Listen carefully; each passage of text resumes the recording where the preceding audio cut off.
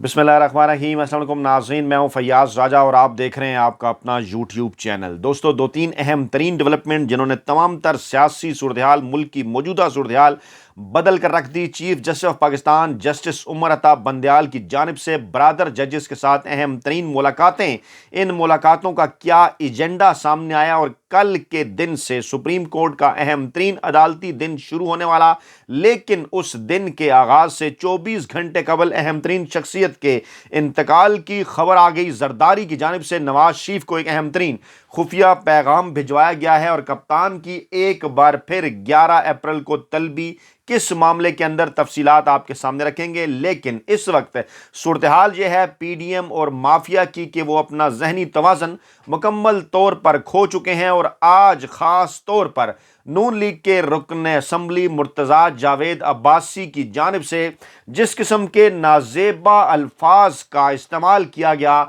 Chief justice Umar Ata Bandial के हवाले से, ये मामला इस बात को जाहिर करने के लिए काफ़ी है कि अब ये माफिया और उनके पीछे छुपे हैंडलर्स अपनी आखिरी और हतमी शिकस्त की जानिब बढ़ रहे हैं। वीडियो आपको इसलिए नहीं दिखाना चाह रहा क्योंकि इंतहाई नाजेबा गुफ्तगू और बहन की गालियां जो हैं वो chief justice of Pakistan Umar Ata Bandial को दी गई मुर्तज़ा जावेद अब्बासी की जानिब से। यहां से आप अंदाज़ा लगा सकते हैं कि नून लीगी माफिया किस अंदाज में काम कर रहा है। इमरान खान का कौम से अहम तरीन खिताब आज 9 अप्रैल मौजूदा इम्पोर्टेड हुकूमत रजीम चेंज ऑपरेशन के बाद जो मार्ज वजूद में आई, गैर आइनी और गैर कानूनी तौर पर इसको एक बरस मुकम्मल हो गया। दीगर मामलात की जानिब बढ़ने से पहले इमरान खान की तकरीर के चंद अहम तरीन और चीदा नुकात आपके सामने, क्योंकि ये दिलचस्पी से खाली नहीं, अहम तरीन है और तमाम मामलात के साथ इनका गहरा ताल्लुक। इमरान खान ने एक बार फिर वाज़ेह कर दिया कि साजिश का आगाज़ यहीं से हुआ था, पाकिस्तान से, और अमेरिका बाद में सारे मामले के अंदर जो है वो शामिल हुआ और पीडीएम के तमाम लोग इस साजिश का हिस्सा थे। इमरान खान ने कहा कि हमें मुश्किल वक्त में हुकूमत मिली थी, हमारे दौर के आखिरी साल में मईशत ऊपर गई और इस हुकूमत की एक साल की कारकर्दगी आपके सामने है। हम तमाम तर चीज़ों को टेररिज्म से टूरिज्म की तरफ लेकर आए। अब इन्होंने हालात फिर ख़राब कर दिए। इस हुकूमत को तो वो बहरान मिले ही नहीं जो हमें मिले थे। इमरान खान ने बताया कि उन्होंने आते ही पहले ही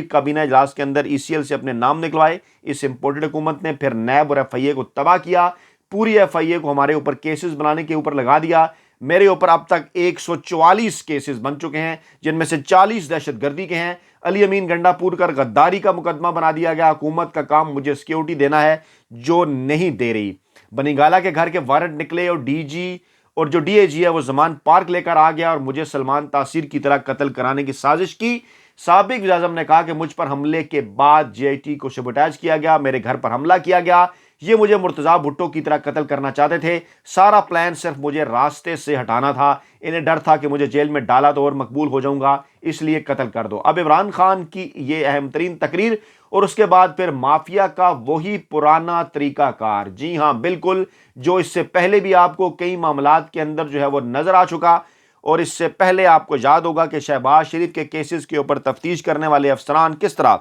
और उससे पहले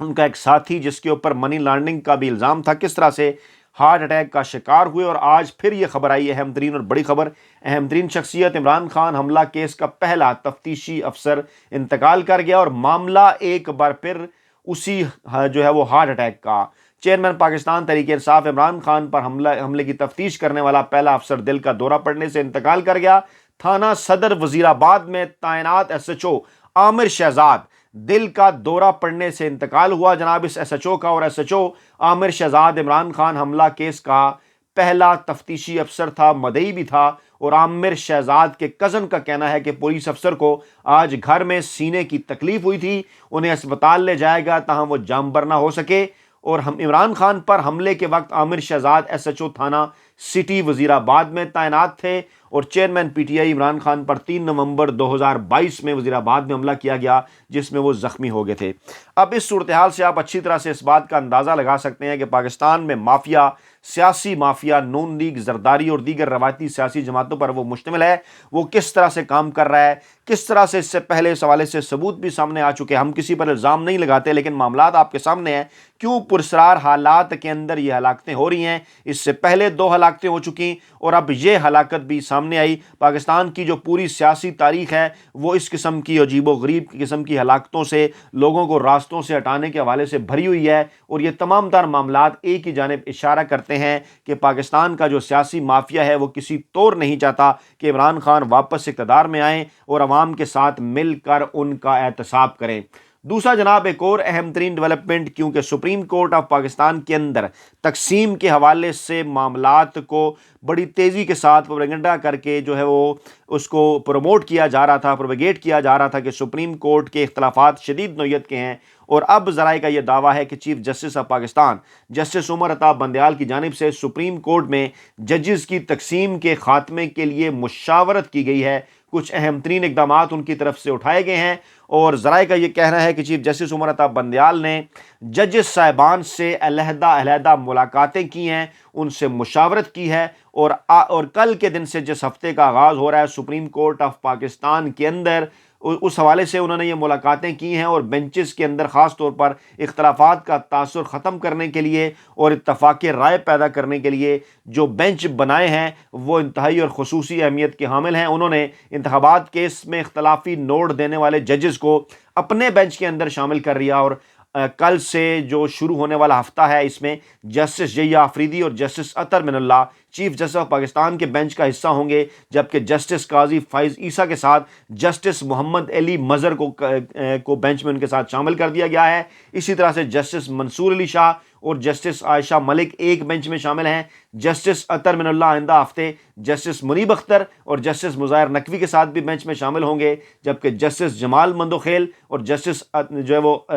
जस्टिस हसन अज़हर रिजवी पर मुश्तमिल भी एक बेंच जो है वो तश्कील दिया गया है। अब बेंच इनके अंदर जो मौजूद जज साहिबान हैं, वाज़ा तौर पर आप अंदाज़ा लगा सकते हैं कि ये मामला सुप्रीम कोर्ट ऑफ पाकिस्तान के चीफ जस्टिस की जानिब से इसलिए सामने आया कि इस तासुर को ख़त्म किया जा चुके, क्योंकि वाज़ा तौर पर एक तकसीम जो है वो नज़र आ चुकी थी कि chief justice Pakistan justice Umar Ata Bandial और उनके मौक़िफ़ के हामी रखने, उनके मौक़िफ़ की हमायत जो है वो उनके मौक़िफ़ के जो हामी जजेज़ हैं उनकी जो तादाद है वो चीफ जस्टिस समेत 8 है, क्योंकि सुप्रीम कोर्ट में इस वक्त जज साहिबान की तादाद 15 है और बाकी जस्टिस काजी फ़ाइज़ ईसा साहब के मौक़िफ़ की तायद करते हैं और जस्टिस काजी फ़ाइज़ ईसा के समेत उनकी जो तादाद है वो जनाब 7 बनती है। कुछ और अहम तरीन डेवलपमेंट जिसमें अली अमीन गंडापुर एक रोज़ा जिस्मानी रिमांड पर पुलिस के हवाले, यानी इमरान खान और पाकिस्तान तहरीक इंसाफ पर एक तरह से दोबारा दबाव बढ़ाने के हवाले से जो तमाम तर कोशिशें हैं, तमाम तर जो इक़दामात हैं वो शुरू कर दिए गए हैं। इसी तरह से तोशा खाना केस में इमरान खान को 11 अप्रैल को अदालत में तलब कर लिया गया है और जनाब इमरान खान की तलबी के समन जारी किए गए हैं। एडिशनल सेशन जज ज़फ़र इकबाल ने पीटीआई चेयरमैन को 11 अप्रैल को तलब किया है और अदालत की जानिब से इमरान खान को 11 अप्रैल की सुबह 8:30 बजे पेश होने के लिए समन जारी किया गया। समन में कहा गया है कि अदम पेशी की सूरत में कानून के मुताबिक जो कार्रवाई है वो अमल में लाई जाएगी। दूसरी जानिब बदतरीन हुकूमत पाकिस्तान की मौजूदा हुकूमत, इसका एक जो साल है वो मुकम्मल हो गया और फवाद चौधरी ने इस एक साल मुकम्मल होने पे अहम तरीन रद्द-ए-अमल दिया। उन्होंने कहा कि पाकिस्तान की बदतरीन फाशिस्ट हुकूमत है ये और फाशिस्ट ये पाकिस्तान की जनता है जो तकरीबन एक साल के दौरान उन्होंने पाकिस्तान के अंदर से तमाम तर रोशनियाँ ख़त्म कर दी और पाकिस्तान के ऊपर ये अंधेरों की जो हुकूमत है ये आज भी मुसल्लत हैं। फिर पाकिस्तान पीपल्स पार्टी की हिकमत अमली के तहत नून लीग को एक अहम पैगाम पहुँचाया गया, लेकिन उस पैगाम से पहले आला अदलिया में जजेस की तकर्री पर इत्तहादी सरबराहान जो हैं मौजूदा पीडीएम की माफिया हुकूमत के, उनके दरमियान अहम तरीन टेलीफोनिक राब्ता हुआ। मौलाना फजल रहमान, आसिफ जरदारी और नवाज शरीफ के दरमियान ज़राए के मुताबिक ये राब्ता हुआ, जिसमें आला अदलिया में जजेस की तकर्री पर इन तीनों ने मुशावरत की और तजवीज़ पेश की गई कि पार्लिमानी कमेटी के ज़रिए आला अदलिया में जजेस तकर्री होनी चाहिए। ये मौलाना फजल रहमान की तजवीज़ थी और कहा कि तीनों रहनुमा जो हैं वो जुडिशल कमीशन से मुतल्लिक आइन और कानून में तरमीम पर भी मुशावरत करेंगे और पार्लिमानी कमेटी को मज़ीद बाख्तियार बनाने पर तबादला ख्याल किया। हेड ऑन चाहते हैं ये chief justice of Pakistan justice Umar Ata Bandial के साथ और मामलात को ये लेकर जाना चाहते हैं जनाब पॉइंट ऑफ नो रिटर्न की जानिब, ताकि मुल्की हालात इस कदर जो है وہ خراب کر دیے جائیں تاکہ الیکشن کے حوالے سے کوئی فیصلہ نہ ہو سکے، اس حوالے سے بھی جو فیصلہ ہو چکا تاکہ الیکشن کا ماحول ملک کے اندر جو ہے وہ نہ بن سکے۔ آج وفاقی کابینہ کا اجلاس ہوا، اجلاس سے 2 گھنٹے سے زائد جو ہے وہ جاری رہا، کیونکہ کل جو ہے وہ 10 اپریل ہے۔ سپریم کورٹ آف پاکستان کی جانب سے پنجاب الیکشن کے حوالے سے اپنے فیصلے کے اندر یہ کہا گیا تھا کہ 10 اپریل تک حکومت جو ہے وہ الیکشن کمیشن آف پاکستان کو فنڈ جاری کرے عام انتخابات کے حوالے سے جو رقم مانگ رکھی ہے الیکشن کمیشن آف پاکستان نے، اور اگر اس کے اندر کسی قسم کی کوئی بھی رکاوٹ ہو تو سپریم کورٹ سے الیکشن کمیشن آف پاکستان رجوع کرے گا۔ 2 گھنٹے سے زائد رہنے والے اجلاس کے اندر کچھ لوگ اجلاس میں شامل ہوئے فزیکلی، کچھ ویڈیو لنک کے اوپر بھی رہے، اور جناب اس میں ماڈل ٹاؤن لاہور سے سردار ایاز صادق، سعد رفیق وغیرہ جو ہیں وہ ویڈیو لنک کے ذریعے جو ہے وہ شریک ہوئے، اور باقی جو لوگ تھے جو ہے وہ ریاض پیرزادہ، ساجد توری اور باقی لوگ بھی اس اجلاس کے اندر شریک ہوئے، اور فنڈ دینے یا نہ دینے کے حوالے سے غور کیا گیا الیکشن کمیشن کو۔ ذرائع نے اس بات کا دعویٰ کیا ہے کہ جناب انہوں نے ایک بار پھر جو سپریم کورٹ پریکٹس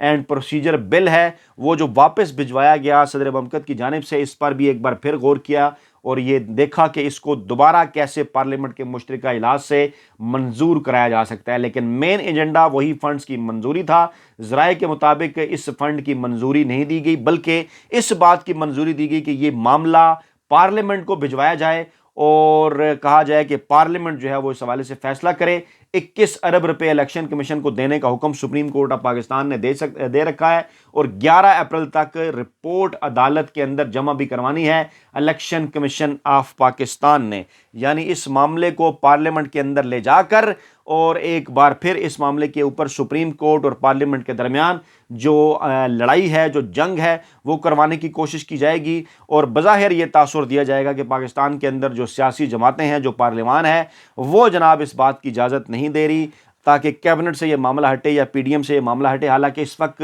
پارلیمنٹ کی جو سب سے بڑی سیاسی جماعت ہے، ملک کی مقبول ترین سیاسی جماعت، اور پارلیمنٹ کے اندر اور مقبول ترین سیاسی رہنما عمران خان جو ہیں وہ اس وقت اس پارلیمنٹ کا حصہ نہیں ہے گزشتہ تقریباً 1 سال کے عرصے سے۔ پھر ایک اور بڑی ڈیولپمنٹ کے چیف جسٹس آف پاکستان اس ریفرنس کے خلاف، اس کی واپسی کے حوالے سے اہم ترین سماعت کرنے والے ہیں، جو کہ متعلقہ ہے کیوریٹو ریویو پٹیشن جسٹس قاضی فائز عیسیٰ کے حوالے سے، اور 12 مختلف درخواستیں ہیں دیگر بھی، ان میں حکومت کی جانب سے یہ جو کریٹو نظر ثانی کی درخواست ہے یہ بھی اس کے اندر شامل ہے، اور اس معاملے کو چیف جسٹس آف پاکستان اپنے ان چیمبر سماعت کے دوران جو ہے وہ اس کے اوپر جو ہے وہ غور کریں گے۔ یہ انتہائی اہم ترین معاملہ ہے۔ پھر پیپلز پارٹی کی جانب سے اہم ترین حکمت عملی کے باعث نون لیگ کو ایک پیغام پہنچایا گیا، اور آصف زرداری کی جانب سے اس پیغام میں یہ کہا گیا ہے نواز شریف کو اور مسلم لیگ نواز کو کہ اپنی سیاسی حکمت عملی سے متعلق ہم آپ کو یہ پیغام پہنچا رہے ہیں، اور سیاست میں مذاکرات کے جو راستے ہیں وہ بند نہیں ہونے چاہیے، اور پی پی کور کمیٹی نے یہی فیصلہ کیا ہے کہ مسائل کا حل مذاکرات سے ہونا چاہیے، اور اگر بغیر کسی شرط پر پاکستان تحریک انصاف مذاکرات کے لیے راضی ہے تو اس سے جو مذاکرات ہیں وہ کیے جانے چاہیے۔ پھر سینئر رہنما پیپلز پارٹی کے قمر زمان قائرہ، ان کا بھی اہم ترین بیان سامنے آیا کہ پیپلز پارٹی چیف جسٹس سے محاذ رائے میں انتہائی اقدام نہیں چاہتی۔ انہوں نے بھی مطالبہ کیا کہ فل کورٹ بینچ جو ہے وہ بنایا جائے، تاہم ججز کے خلاف ریفرنس دائر کرنے کے حوالے سے حکومت نے پیپلز پارٹی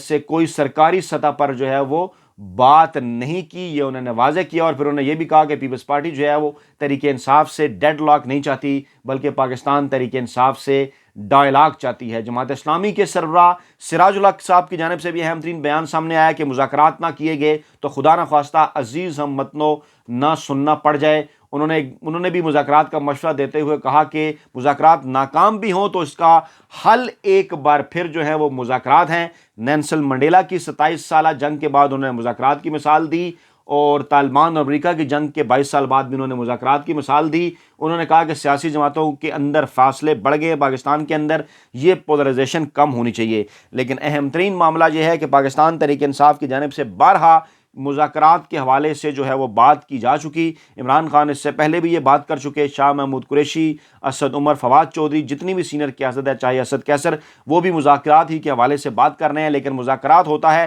کچھ لو اور کچھ دو کی پالیسی. پچھلے چند دنوں سے اسلام آباد کے اندر یہ خبریں گردش میں ہیں کہ اکتوبر میں ہونے والے عام انتخابات اور مئی میں ہونے والے پنجاب اور کے پی کے انتخابات کے حوالے سے درمیانی راستہ جولائی میں تمام چاروں صوبوں اور قومی اسمبلی کے اکٹھے انتخابات کی صورت جو ہے وہ نکالا جا سکتا ہے. اور ذرائع کا دعویٰ ہے اس حوالے سے کچھ بالواسطہ رابطے جو ہیں وہ ہوئے بھی ہیں. لیکن الیکشن کمیشن آف پاکستان اس وقت فوری طور پر ایکسپیکٹ کر رہا ہے سپریم کورٹ آف پاکستان کے فیصلے کی صورت میں کہ حکومت ان کو فنڈ جاری کرے اور وہ الیکشن کے جو معاملات ہیں وہ آگے کی جانب بڑھائیں. آج کا دن اس حوالے سے انتہائی اہم قرار دیا گیا ہے. 10 اپریل ہے آج کا دن, کیونکہ 11 اپریل کو سپریم کورٹ آف پاکستان کے اندر الیکشن کمیشن نے رپورٹ سبمٹ کروانی ہے. دیکھتے ہیں معاملات کیا رخ اختیار کرتے ہیں, کیونکہ عمران خان نے واضح طور پر اعلان کر دیا ہے کہ آئین اور قانون کے مطابق الیکشن نہ کرائے گئے تو پاکستانی قوم ایک بار پھر سڑکوں پر نکلنے کے لیے تیار ہے. اپنا بہت خیال رکھیے گا, دعاؤں میں یاد رکھیے گا. نئی ویڈیو کے ساتھ جلد حاضر ہوں گے. اللہ نے کے بعد.